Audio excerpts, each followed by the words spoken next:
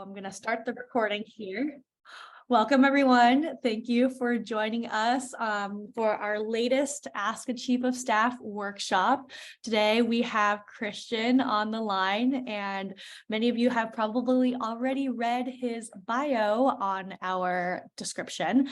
But in case you didn't, or you just need a little refresher, Christian runs GSD at Work. It's a boutique consultancy that helps VC-backed founders and chiefs of staff get stuff done on remote teams, specifically around OKRs, attention management techniques, and accelerated customer discovery sprints. He is an OKR expert, having used OKRs for over 7 years, including as a product manager, an executive, a founder, all at venture-backed startups. So I know that Christian is going to do a little deeper dive on himself and also present the topic today, which is a lightweight approach to OKRs. And I'm really excited to welcome him to the stage. So everybody give it up for Christian, and thank you so much for joining us today.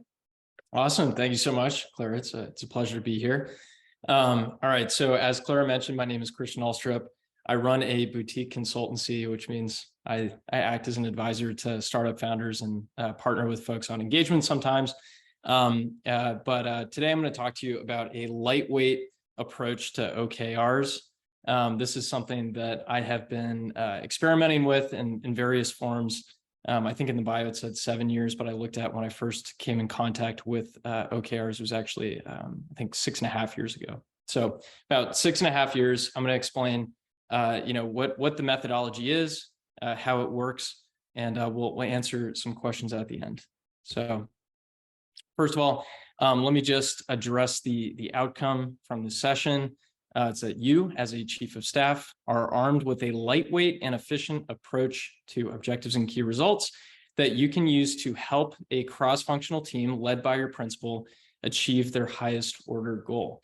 So one thing I like to do with all clients and anybody I have an engagement with, including at talks, is to provide an upfront contract, which is to say if at any point you feel like you're not getting value out of this engagement, you can leave at any point. I will not be offended. Your time is very important. Of course, for Clara, this goes for you as well. If you feel like this is just not doing it, you can kick me out and shut it down, give everybody their time back. So all that being said, Clara, would you like to proceed with the presentation? Absolutely. We would love to have you present on this. And I'm also going to drop in here to let everyone know, use the chat to ask questions. Christian will be monitoring the chat as well. So if there's anything that comes up that is relevant to the slide that he's on, we will definitely address, but we will also have a dedicated Q&A. So don't hesitate to use that chat there. Perfect. Thank you for that caveat. All right, cool. So quickly, agenda. I'm going to give you a brief intro. Then I'm going to talk about a metaphor that I share with all clients to help them sort of understand how OKRs are useful in the context of what you're trying to achieve with your business or your cross-functional team. Then we'll talk about mechanics. So soup to nuts, here's how to run the process. Then I'm going to talk about common pitfalls at the end and how to avoid them. And then we'll talk about next steps. I have some recommendations for additional reading. We'll do a little exercise that I call the fist of 5 for rapid feedback. And then we'll do a Q&A for those meatier questions at the end. All right, so the subtitle of this talk is One Objective to Rule Them All. This comes from a 2016 article written by Christina Woodkey, who is, in my opinion, the best, most knowledgeable, most masterful OKR person. If you've not heard of her, I recommend following her on social and also reading her book, Radical Focus, which I'll talk about at the end. That's actually where I've drawn sort of the core of this methodology is from her book and evolved it over the last 3 years. So quickly, why should you listen to me? Just a brief timeline of how I've used OKRs. Starting in 2016, I was an employee at a multi-billion-dollar CPG company. We were essentially taking marketing assets and then trying to launch new media products. We had sort of somebody from big tech come in, try to do this heavy kind of top-down, many objectives, many key results thing that, I remember seeing it for the first time. It was like this massive spreadsheet. I had no idea what was going on. Ultimately, it sort of didn't work generally, but also me personally, I got laid off and then went to grad school. That was kind of my first taste of OKRs. Didn't love it. But then in 2018, when I was in grad school, I was on the founding team of a medical device startup. We knew we needed to get focused, some very difficult problems. And so I read Measure What Matters, and the founding team, we ended up, I think, selecting 4 objectives and a total of like 20 key results or something like that. So got a little bit more focused, but it didn't quite click. And then 2019, I joined another medical device startup that was sort of much further along. And there were some changes where, we really had to pivot. We needed to gain traction quickly to secure funding. And so I read Radical Focus, which was that book, basically implemented the process like almost exactly as she described it, got some really good results. And then I actually left and founded a company, which unfortunately we wound down a couple of months ago, which was my own startup. And although ultimately, the business did fail, we were able to be sort of, in retrospect, unbelievably capital efficient. We had one big pivot. We got traction with the initial product. We also got traction with the second program. Business model didn't work out, and we ended up using OKRs to make sort of the right decision, identify limiting factors we couldn't remove, and give the investors half of their money back. And we were able to do that kind of dispassionately by using this framework to learn and move quickly. And then up until today, I stumbled into consulting sort of really by accident. Turned out this framework works extremely well across industries, across team size.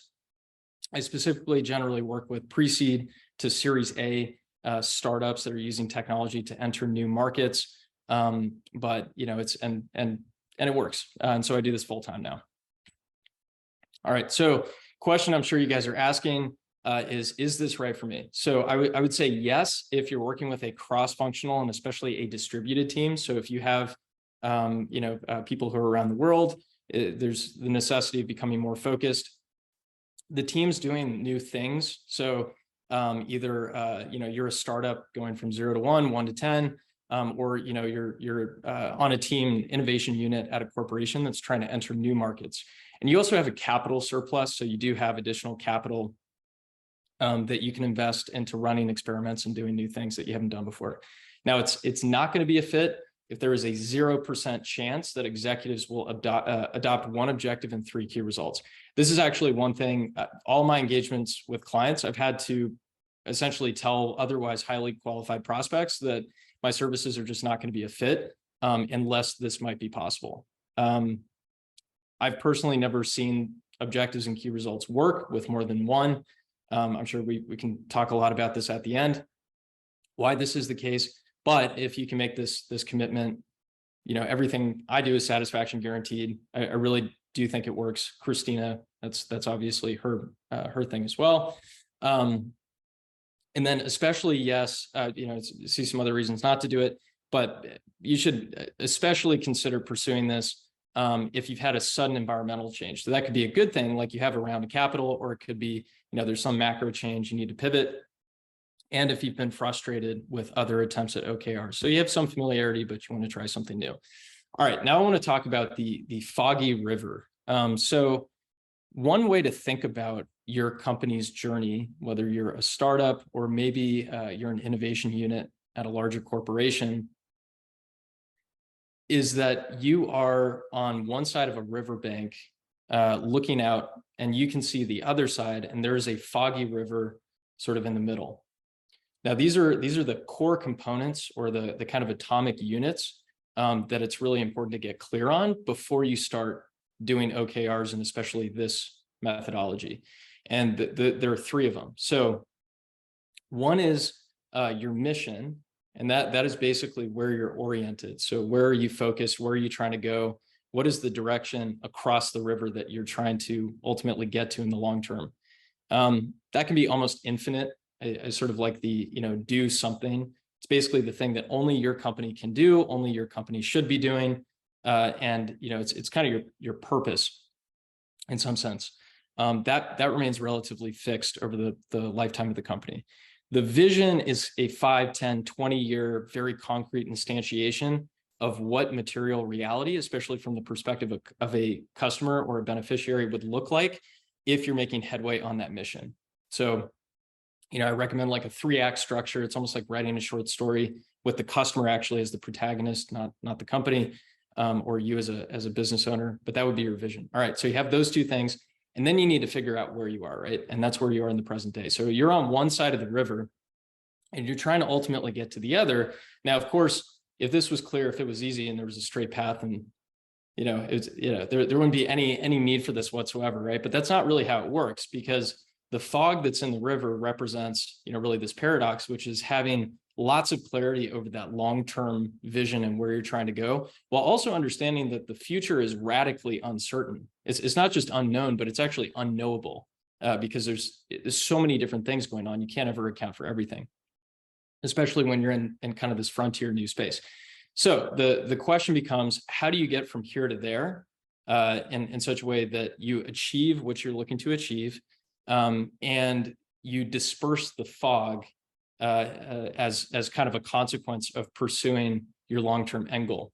So you can think of OKRs as being stepping stones across this foggy river. Now, the amount of fog that you're encountering at any given time, there might be more, there might be less, depending on what you learn.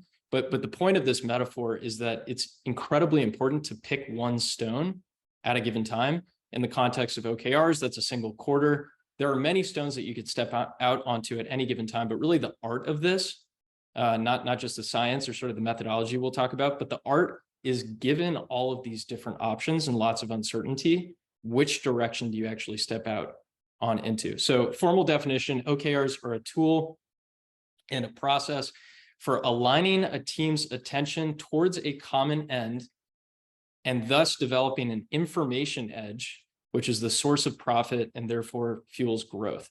So as you disperse the fog, you basically uncover insights, you learn things that you didn't know, and hopefully nobody else knows.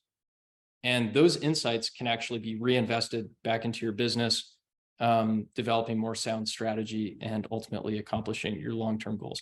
Okay, so let's start talking about the process.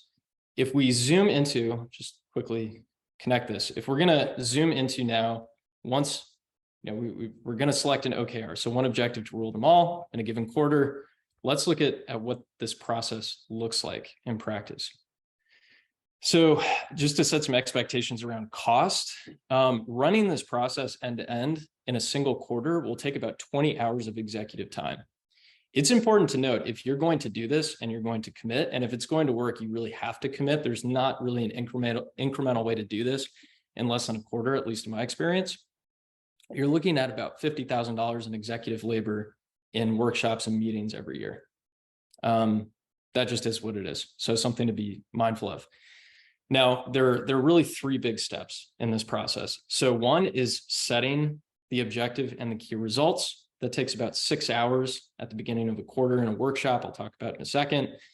Next, what you do is each week you have an executive team sync, always at the same time, always 50 minutes. It never moves. This is very important. One of the pitfalls I'll talk about is simply skipping one of these. The entire process can become unraveled almost immediately. So you sync. I generally recommend Monday or Tuesday mornings at 9 or 10 a.m. It sort of seems to be the best slot. Everyone's very fresh, can be attentive, but all the executives or cross-functional team leads will come into that meeting. And that takes 1 hour per week. And then finally, to bookend this whole process, at the end of the quarter, you have a reflection, and that takes about 2 hours. At the reflection, you reflect, you sort of uncover the truth. You try to make sense of what happened over the last quarter, and you also use this as an opportunity to shape culture. So you set the goal. Each week, you try to uncover information and insights that resulted from these little experiments that you're running during the week that you commit to during the meeting, capitalize on those insights. And so it's kind of this nice thing where you get this optimal balance of staying very focused on this longer term end while remaining highly flexible. That's sort of the whole process. So let's zoom in now to setting the objective and the key results. So the workshop itself takes about 5 to 6 hours. The executives attend. Some of you may have done something like this before, but I want to really highlight what happens outside of the actual workshop is at least as important. So when it comes to preparation, there are essentially 4 things that I recommend, and this is in order of importance. One is to concretize your mission and vision. Those are the atomic inputs I talked about before. There's sort of a good way to get this going is to just ask the chief executive or the executive team what their product and market hunches are. So it's something they embarked on this journey because they had a gut feeling that there was some enabling technology or some unmet need in the market that they wanted to pursue. That's a great place to start. And there's a lot more we could talk about there, but you really want to get clarity on the mission and the vision. Then there's an exercise of constraints and cornered resources. So constraints, really, it starts with financial constraints. How much runway do you have left? What are the margins that you have available to you? What are the fixed costs that you cannot do away with? Really using like very rigorous financial modeling. Like money is a fantastic technology for keeping you tethered to reality. Highly recommend getting very clear on this before setting the ambitious goals. Know what your constraints are, what your limitations are. Also take stock of your cornered resources. So what do you know or have access to that literally nobody else does? Could be team talents, could be trusted relationships with business development partners, technology. Just take stock of those things. Do some shuttle diplomacy. You as a chief of staff are in a really unique and important position where you can have lots of little touch points with the executives to surface information, build trust. This was something that Henry Kissinger did during one, I forget which Middle East conflict, but he would go from sort of sovereign to sovereign, have these little touch points before the big negotiation. It was quite effective. So that's where that comes from. I have some questions that you can work into that to make it more effective. And then also do an anonymous survey with the team. And with that, it can be very simple. It's like 3 questions.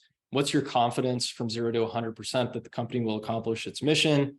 If it fails, why would that have been the case? And then the third is, sort of the famous Peter Thiel question. What do you know about either the market or the company that you're a part of that few other people on the team would agree with you on? So the point of that is trying to surface a unique perspective that they have and use that as an input. All right, when you do the workshop, you're essentially, all you come out with at the end are in a single objective, 3 key results. The objective is qualitative. The key results are quantitative. I'm gonna kind of breeze over this a little bit because I'm assuming some familiarity with objectives and key results. We'll talk about it a little bit more. I have some criteria around this, but you're coming up with an objective, key results, and then after you set the key results, like articulate what the metrics are, you're going to actually set targets. So you don't want to do those together. It's actually better to decouple them. And then you also assign stewards. So when I say a steward, that is somebody who's on the cross-functional team who will be attending these weekly meetings. They're not responsible for hitting the key result. And this is a really important point. They are responsible for knowing at the drop of a hat at any given time what the odds are of hitting that key result, of achieving the key result from 0 to 100%. So it is incumbent upon them to be plugged into the right sources of information, however they want to do it. Every organization is different, situation is different, but they need to just know, like in their gut at any given time, what the odds of success are for that key result. Absolutely critical. That is really like at the crux of this entire process. And I'll explain why in a second. This is very important. To actually get these, I recommend doing like a little design thinking exercise, generate sticky notes, collapse them, so on and so forth. Do that for the objective. You do that for the key results. You set the targets. That whole thing takes about 5 hours. Last, certainly not least, once that's done, it's really important to communicate this with the rest of the team. So you want to disseminate your strategic intent. Good format, keep it very simple. You declare, hey, we've diagnosed this particular problem. This is sort of the policy that we're going to implement to go after it. This is, by the way, mostly adapted from a gentleman named Richard Rumelt. He has a good book called Good Strategy, Bad Strategy. I'll share at the end. But you have this diagnosis, you have this set of policies or a guiding policy to address it, and you have a bunch of things people are going to do to pursue the objective and achieve the key results. You just keep that in like a headline.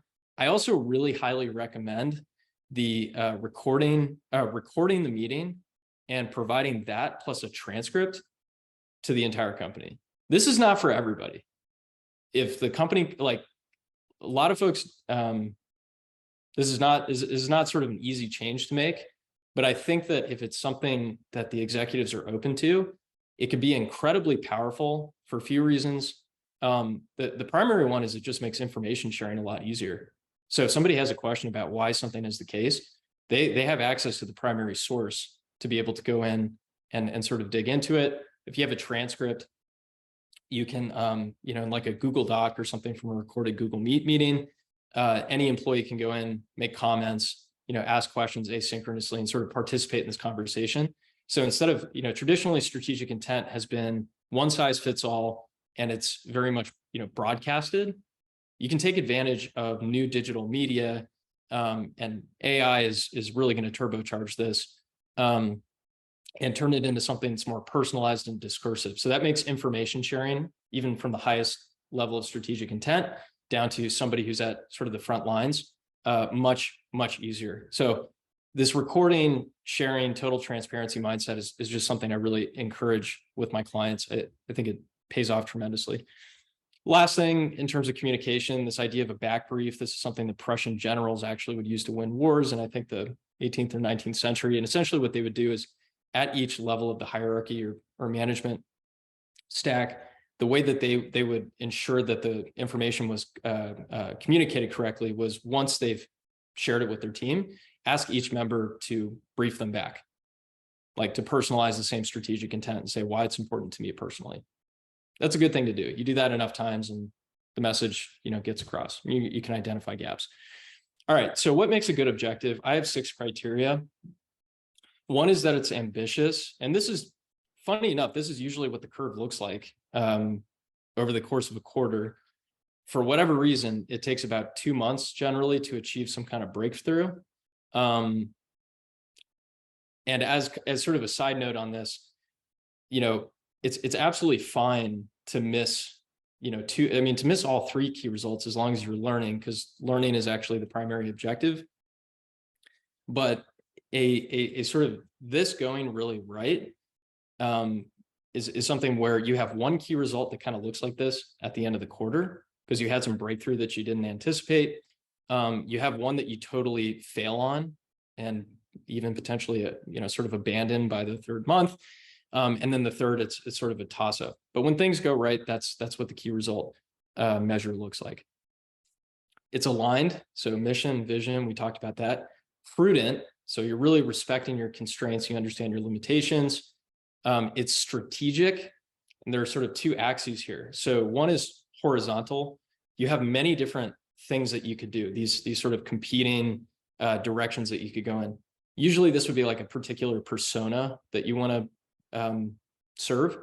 And then there's a vertical axis, which is like, what is the level of analysis or sort of the level in a chain of causality that you want to focus on. So it might be that you want to get more revenue, but the question is, are you going to get more revenue by focusing on, acquiring new customers or focusing on reducing churn? So it's figuring out, what is kind of the intersection of those 2 things.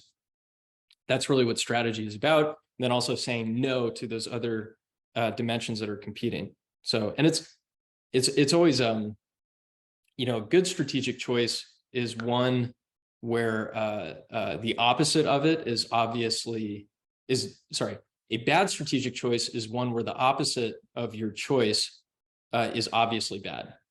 And there's a gentleman named Roger Martin, strategy genius. I'm also going to recommend his stuff.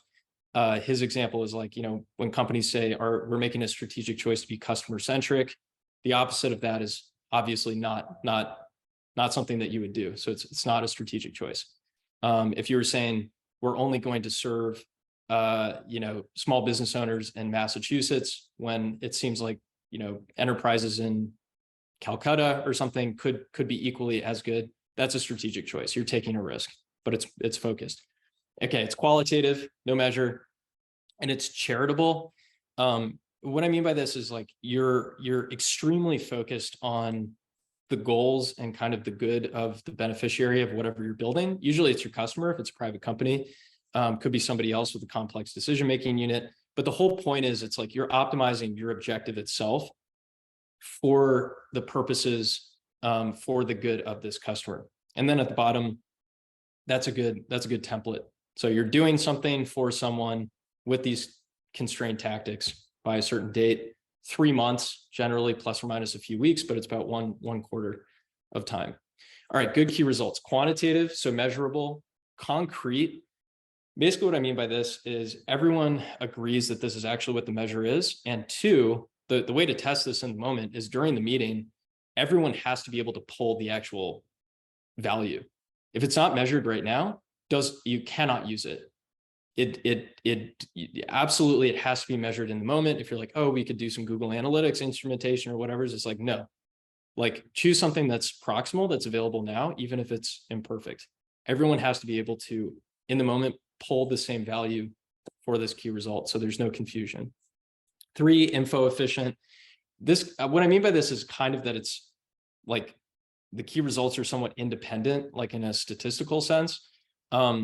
One caveat, so you're not measuring the same thing in multiple ways. One caveat to this though, is there's a variation on this that I like where you're focused on a combination of vital outcomes. So those are the outcomes, the measurable results that you're trying to get.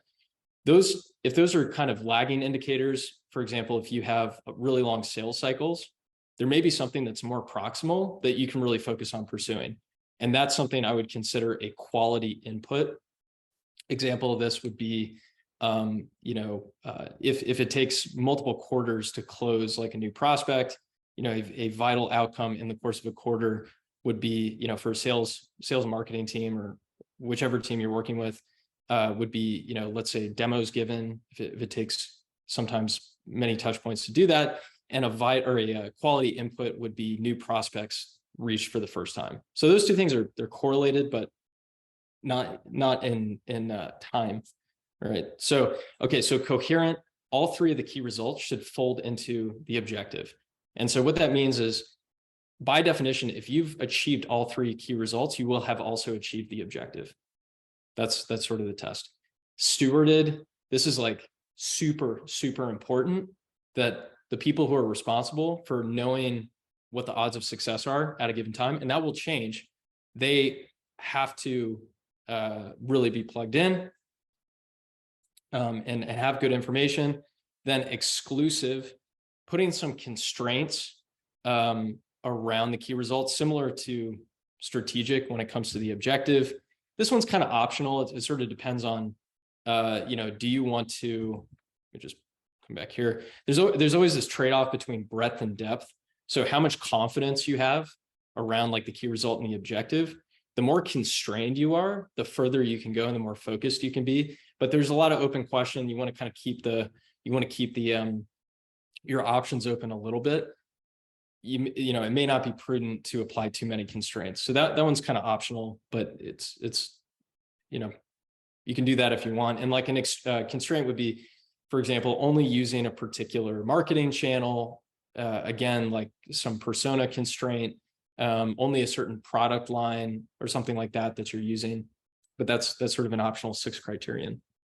And then good template for this is whatever the variable X, let's say, so X, active users, weekly active users in the metric, by doing something, with the constraint.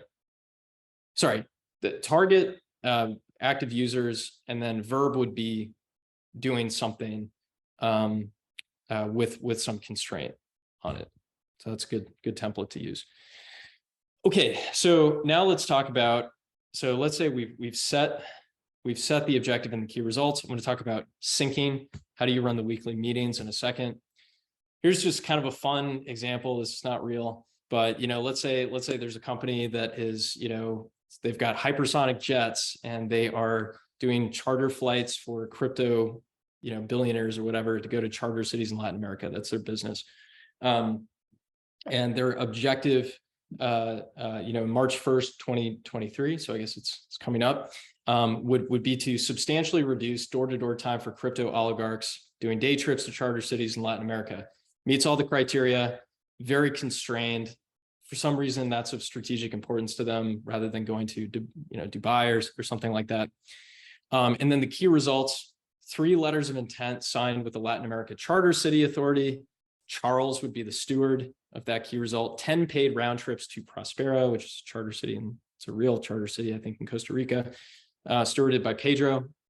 And a crypto whale with 250,000 Twitter followers tweets about his experience flying with us, and Maria would be the steward of that key result. Okay, so this would be a sample outcome from one of those workshops. Now, how do you run the meetings? So you run the workshop. Next Monday or Tuesday, you have your very first OKR meeting. This meeting, this weekly sync lasts 50, usually we'll go over, but 50 minutes. And you want to essentially do 2 to 3 things, right? So the very first thing you want to do is build momentum by demonstrating that whatever was committed to last week got done this week. And you're only going to choose 2 things. I'm going to show you very concretely how to do this in a second. The second thing, and really the core of this entire meeting, is to keep the entire team in the company on track by refocusing attention, which is ultimately the limited resource that we have.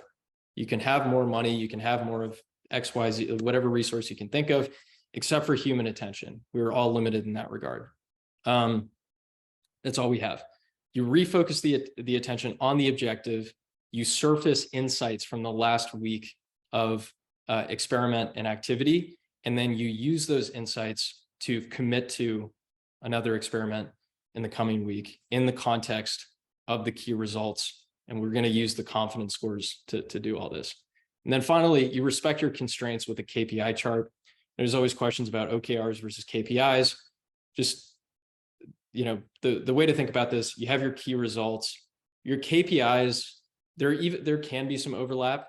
I personally don't feel very strongly about this, but it's just, it's like your dashboard on your car. It's like, are you running out of gas? Did the engine light go on? It's there for context. It really shouldn't distract you. Okay.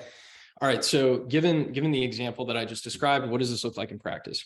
So you as a chief of staff, you're going to be facilitating this meeting, right? So you may participate to a certain extent, but at least my recommendation is you're there primarily as a facilitator to get the best out of all the executives, your principal, everybody who's at the meeting.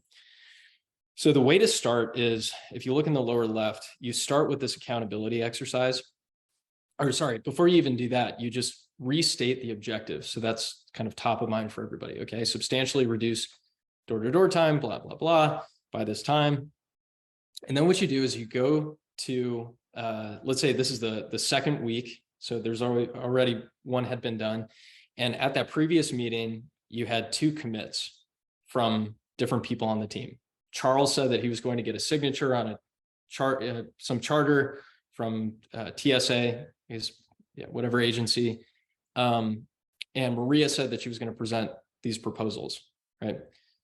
After you restate the objective, you say, Charles, you said you were going to do this. Did you do it? Yes, no. Should be a yes. This is something we'll talk about in Pitfalls. If you want to use this well and get really good results, it is like, the upside is huge if you can get people to hit these 99% of the time, to say they're going to do something and do it. If it comes with a risk, though, is as soon as people stop doing it and they're not being held accountable for these one-off things, it can kind of come unraveled. So there's something to keep in mind with this. You want to make sure when people do get assigned these one-off tasks, they're like 99% sure that they're going to be able to do it. Very important if you want to get the most out of this process. All right, so Charles says, yes, I did this. And then your question is, what did you learn, Charles? He just shares, well, this turned out to be really difficult. Here's the thing, surfaces a particular insight, or it was really easy. I not only did this, I did these other things as well.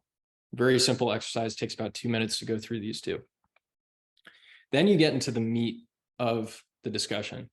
And the way you do this is you ask each one of the stewards to give a confidence score from 1 to 9. I mean, technically 0 to 10, but can't ever really be sure, can't be totally sure. So 1 to 9, basically, of out of 10, 10 to 90% out of 100%, given how much time is left in the quarter, which you should be able to see in this KPI chart. If you look at, here are the metrics each week, what are the odds that we're going to achieve this key result? So the stewards provide each one of those. And you as a facilitator, you put it in this column on the right. The column on the left were the confidence scores from last week. And this is how you prioritize what to discuss during the meeting. This way of running these meetings is very different than what traditionally or sort of oftentimes can happen with just meetings that are just status updates, where everybody shares what they did last week. This totally flips this on its head so that everything that gets discussed, any bit of information that gets surfaced during the meeting is only surfaced if it is contextually relevant, given the confidence scores with the key results. So this acts as this massive filter. There's no time or attention wasted if you're using this correctly.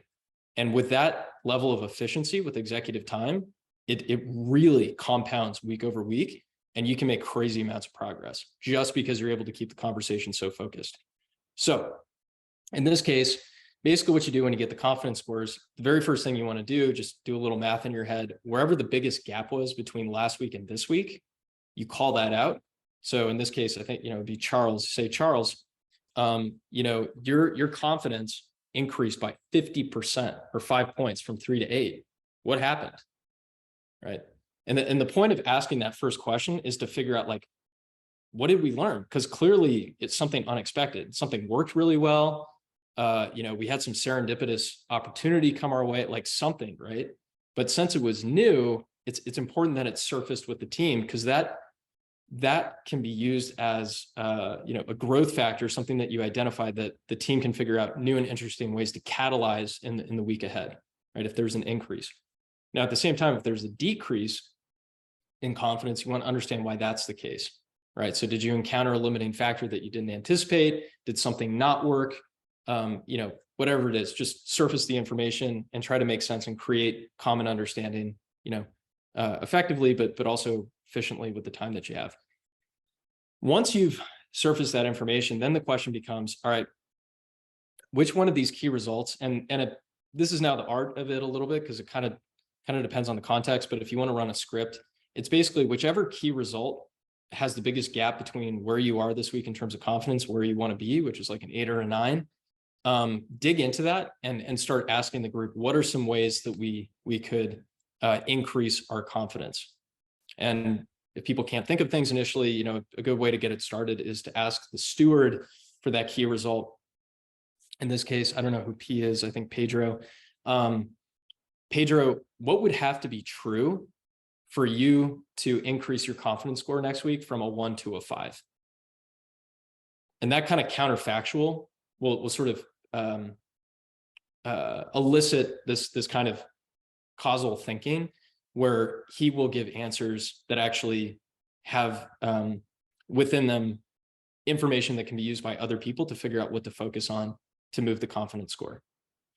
Now, this meeting, you don't have to cover all the key results. Some of the best meetings that I've ever been a part of with this, only one key result was discussed. And that's actually good, because that is the thing that you need to put all of your attention into.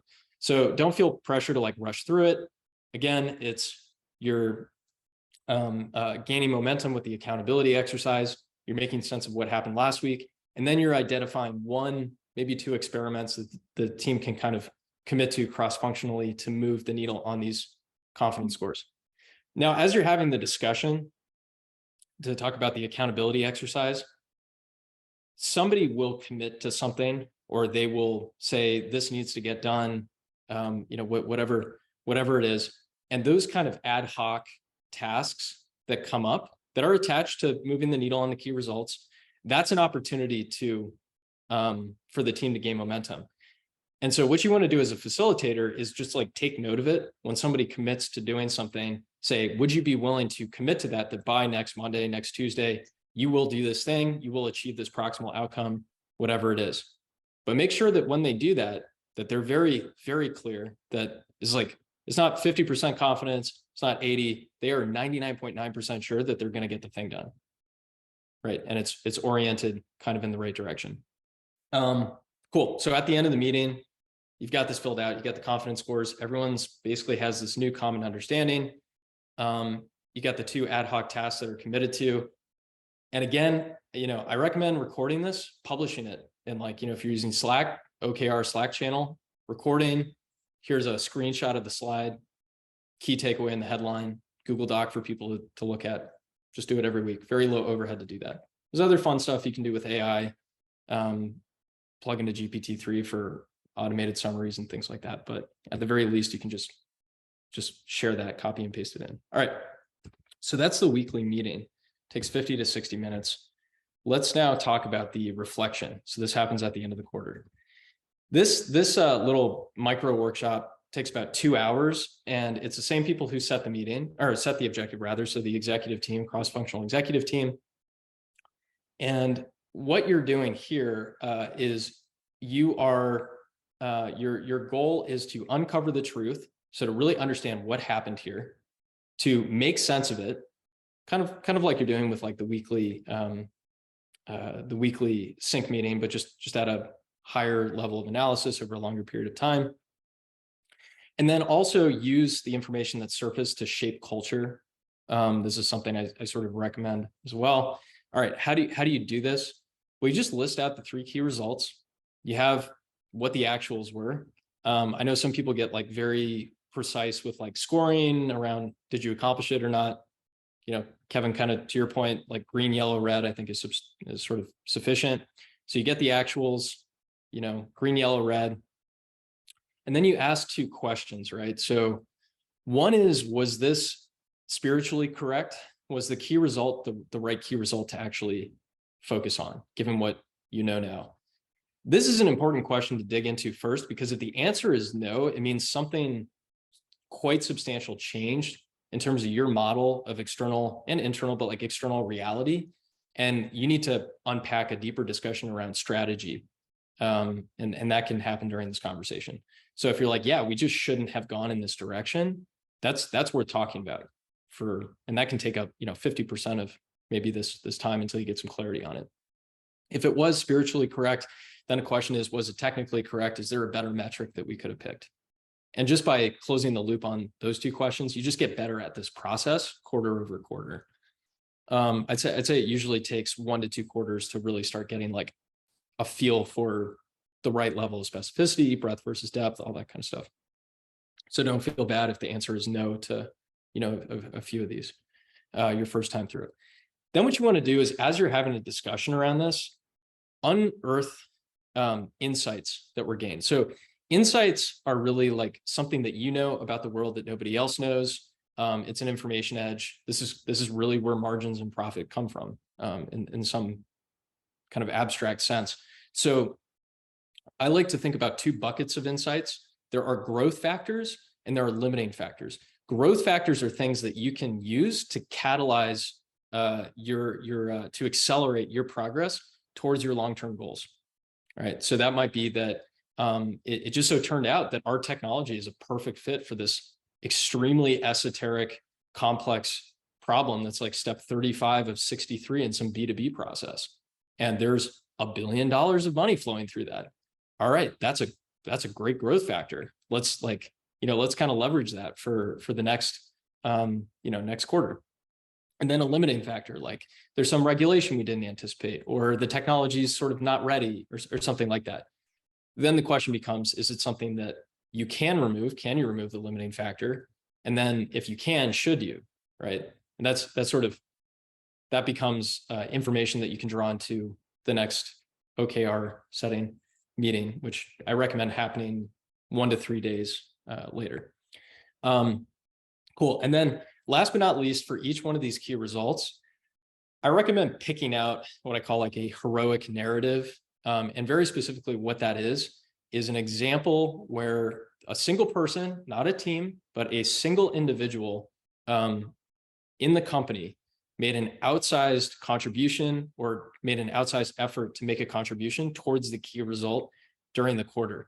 And why this is useful is, a lot of companies and executives will spend a lot of time kind of articulating the cultural values that they have that they want people to embody.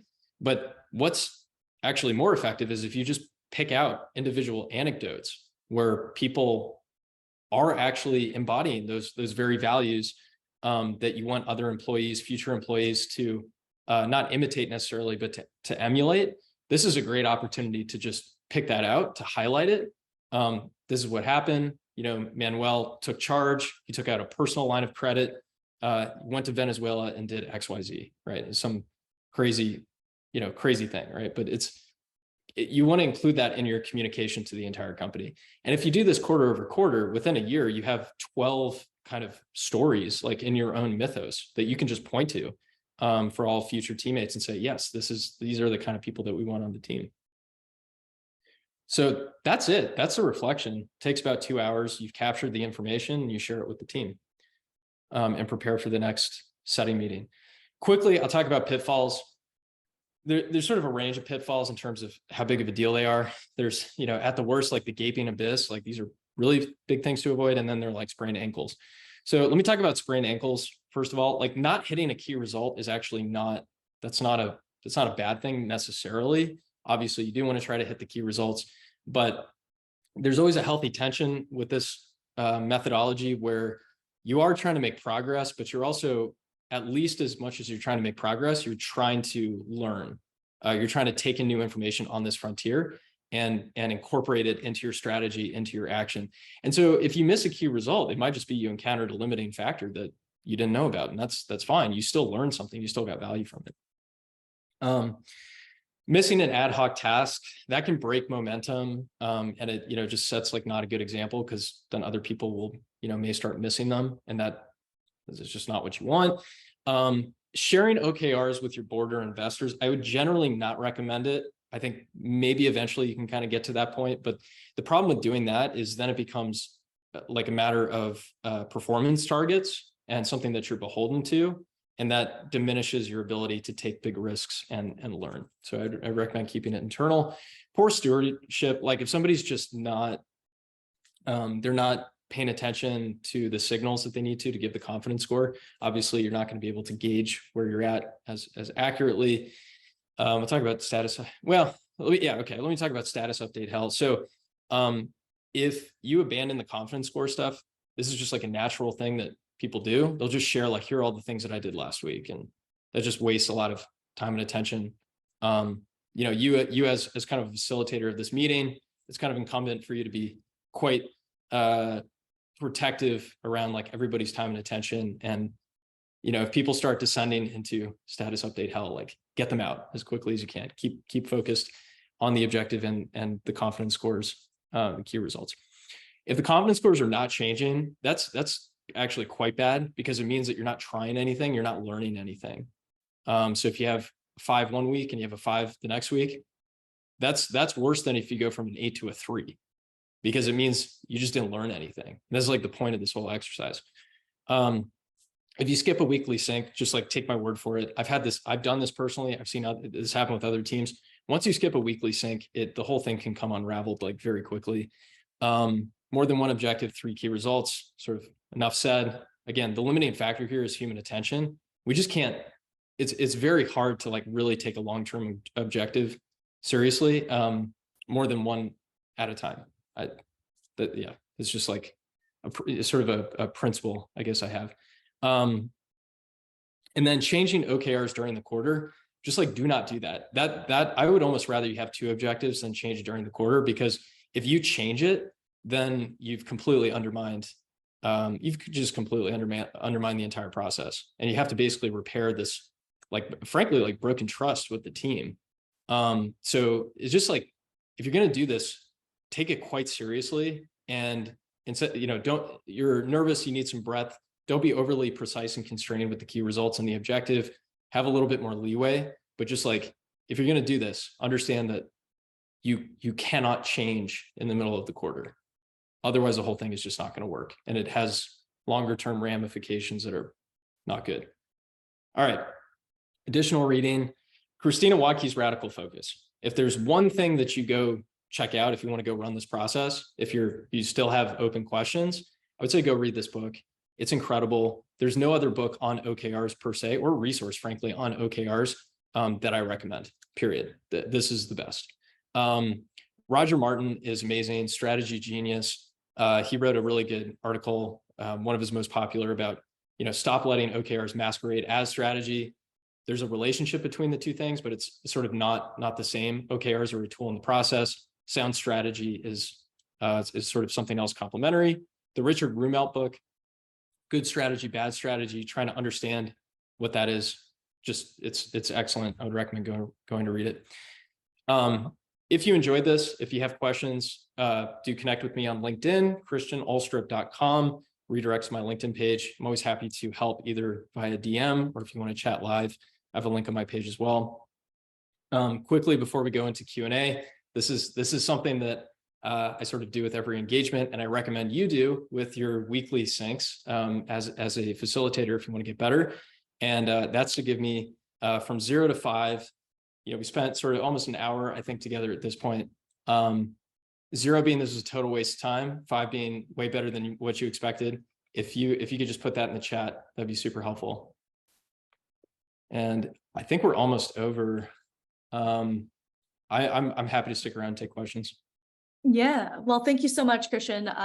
Seeing a lot of 5s coming through the chat, so I super think that this was really helpful for people to hear. I know it's dense, so don't worry if you didn't feel like you got everything. I definitely was just taking a bunch of notes, and there's a stuff that I want to go back and kind of dig into a little bit more. So don't worry if you didn't get everything. We're going to send out a copy of this recording, and I'm going to get the slides from Christian as well. And of course, connect with him on LinkedIn if you want to discuss this further. I know that there were a couple of questions in the chat. Maybe we can take 1 or 2 before the end of the hour here. Christina, let's start with you. If you are still here, would love for you to ask your question about culture. I think this is a big one. Yeah, Christian, first, thank you so much for your time. It's been really, really enlightening hearing what you're sharing. More specifically, when you were talking about the, I think it was called like the heroic narrative or I thought that was amazing. I think like sharing those wins is huge, especially with these heavy lifts and bringing people into weekly meetings and, eventually reporting out. It's really awesome for a giant remote and fully distributed team to hear. One of the core values at the enterprise that I work at is teamwork.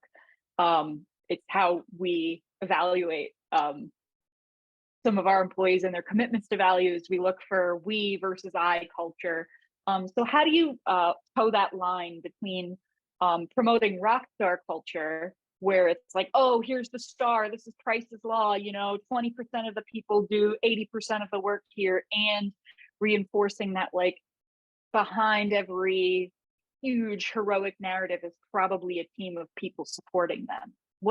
How do you walk that and stay in line with the values of teamwork? It's a great question. I definitely don't want to.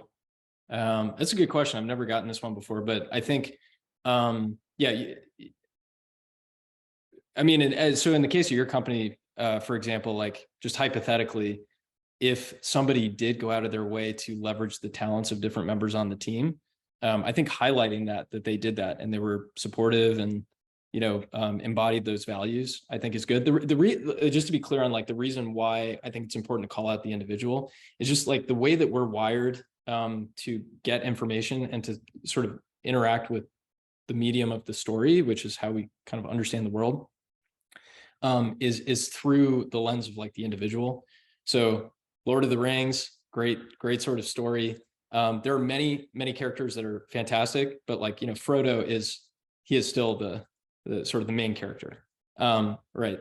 So it's what I would say is like, if a team did really well, it's just going to be more relatable if you focus on one individual person.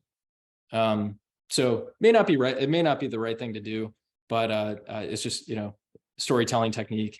And I would say in your case, like if somebody really leveraged the talents of the team, that may be the right person then to call out. They embody the values. So great question. Thank you so much. Appreciate it. You're welcome. Amazing. Well, I know we are just at the top of the hour and I know everybody always has meetings to go to, but thank you everyone so much for joining. Don't forget, we are going to send out a recording and the slides. So no worries if you didn't capture everything. And don't forget to add Christian on LinkedIn. I'll make sure to include his LinkedIn URL in our follow-up email as well. But thank you again, everyone, for joining. Hope to see you at the next workshop. And I hope everyone has a wonderful rest of the week. Thank you so much, guys. Bye, everyone.